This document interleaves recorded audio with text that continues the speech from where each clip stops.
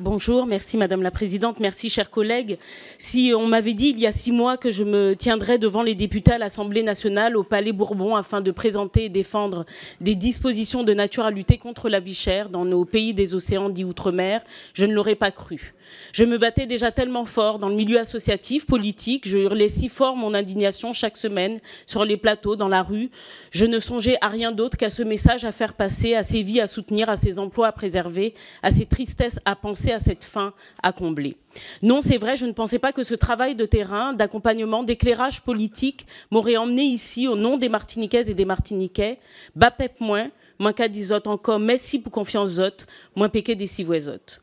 Malgré les découragements et les grandes frustrations que procure la vie parlementaire, malgré les luttes vaines parfois, je me rends compte chaque jour davantage de notre rôle majeur, indéniable, dans le quotidien de nos compatriotes. Ce que la nature humaine ne peut parfois pas générer de façon spontanée, la bienveillance, la protection, les sécurités, c'est à nous qu'il revient parfois de l'organiser. Il y a quelques semaines encore, nous entendions dire par certains que la situation dans les pays des océans, singulièrement en Martinique, était conjoncturelle. Pourtant, les gouvernements se font et se défont, les ministres s'enchaînent, les mesures s'imposent et se dissipent, mais une chose demeure, l'insoutenable cherté de la vie. Elle persiste parce que nos économies sont captives, enfermées dans des structures où un petit nombre d'acteurs dominent les marchés, libres d'agir, et ce, souvent au détriment de l'intérêt de la population et d'une concurrence équitable et loyale. La vie chère persiste parce que pour de nombreux territoires ultramarins, ces pays des océans, les eaux qui les entourent, continuent d'être perçus comme des barrières infranchissables, comme s'il n'existait que les seules voies de passage dessinées par le temps des colonies. La vie chère persiste enfin parce que l'État, jusqu'à présent, n'a pas décolonisé sa vision économique et stratégique à l'égard de ces territoires et qu'il n'a toujours pas décidé pleinement de participer à leur progrès social et à leur développement. En somme, la cherté insoutenable de la vie dans les pays des océans est le fruit d'un modèle archaïque qui maintient nos populations dans une précarité qui ne choque pas trop Paris. Un modèle archaïque qu'il nous faut aujourd'hui urgemment changer et adapter à nos réalités. Ce constat fait par la population, cette colère et ce sentiment porté par la population, je les partage en tant que militante, en tant que femme politique, mais aussi et surtout en tant que martiniquaise. C'est nourri d'un idéal qui s'est structuré par des années de militantisme. En Seine-Saint-Denis, où j'ai grandi, puis en Martinique, mon petit pays, que j'ai porté, avec d'autres, la question du blocage des prix et du renforcement du BQP dans les pays des océans dits d'outre-mer. C'est pour cela aussi que dès le début des mobilisations en Martinique, j'ai soutenu le mouvement populaire qui s'est engagé. J'ai été aux côtés de mes compatriotes, là et partout où je l'ai jugé utile. Aujourd'hui, c'est ici que je le suis. Pour mes premiers pas à l'Assemblée nationale, j'ai prolongé nos revendications en interpellant le Premier ministre et le ministre chargé des Outre-mer à plusieurs reprises. C'est même avec beaucoup d'émotion, d'indignation et de détermination que j'ai posé ma première question au gouvernement sur ce sujet. Ensuite, pendant des heures de débat houleux, lors des textes budgétaires, j'ai continué à cet engagement, mon engagement, en défendant avec sérieux et gravité des amendements qui visaient à assurer la dignité des habitants des pays des océans, à éviter la casse des services publics, des amendements qui visaient également à créer une véritable continuité territoriale qui permettait de réinvestir dans l'hôpital, dans le pouvoir d'achat, des amendements qui visaient à permettre le développement de nos territoires. Ce combat contre la vie chère, contre la pauvreté qui fragilise les familles, c'est mon combat, c'est notre combat, et c'est un combat de longue date. Parce que, comme le pensait Margaret Mead, une anthropologue américaine, la misère n'est pas une fatalité mais une honte pour toute la société qui la tolère. Ainsi, cette proposition de loi est une nouvelle étape pour nos différents territoires, un nouveau cycle d'action politique et économique dans ces confettis de l'Empire où trop souvent le dernier kilomètre de l'action publique, comme le disait le Conseil d'État, peine à être assuré.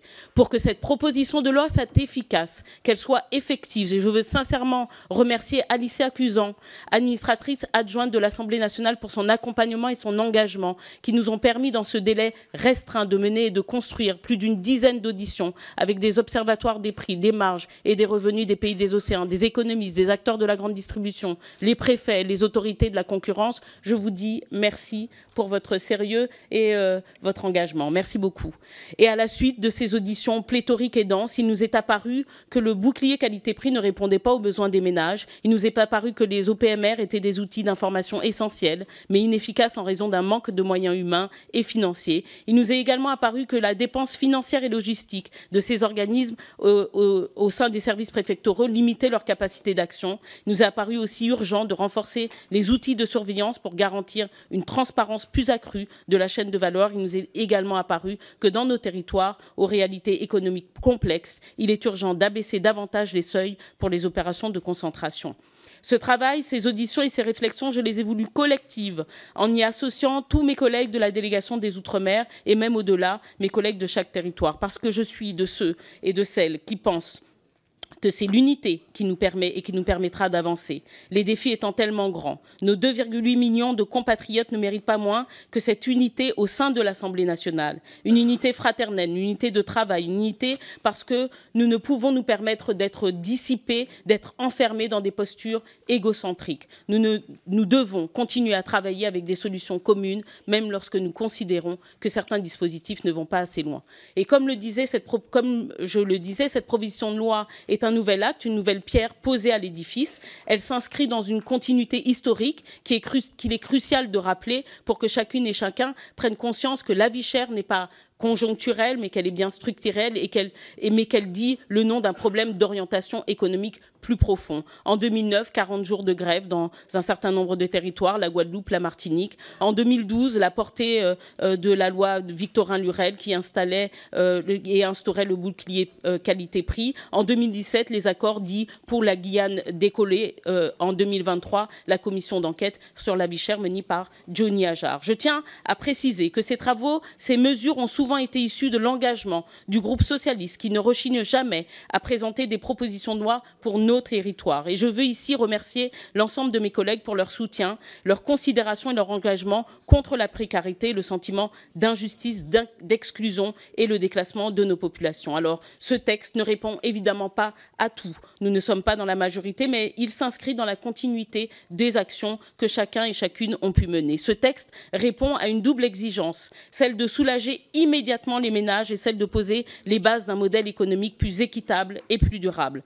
Conscient des facteurs structurels tels que l'insularité, la dépendance construite aux importations et les structures de marché oligopolistiques, cette proposition de loi prévoit donc l'élargissement du bouclier qualité-prix, le renforcement des sanctions à l'encontre des entreprises qui refusent la transparence en ne publiant pas leurs comptes, la baisse des seuils de contrôle des concentrations économiques pour briser les monopoles qui étranglent les marchés, des moyens accrus pour les observatoires des prix et des marges et des revenus, afin de permettre d'exercer un contrôle plus rigoureux et mieux protéger les consommateurs. Nous ne voulons plus que nos pays des océans soient plus longtemps captifs d'un modèle économique et social hérité de l'époque des colonies où ces dernières avaient vocation à ne servir que la métropole et à n'alimenter de s'alimenter que du marché métropolitain. Cette proposition de loi vise à prendre des mesures d'urgence contre la vie chère, des mesures censées nous amener à une réflexion plus large pour une paix sociale durable, pour un développement territorial et économique, pour une valorisation des initiatives économiques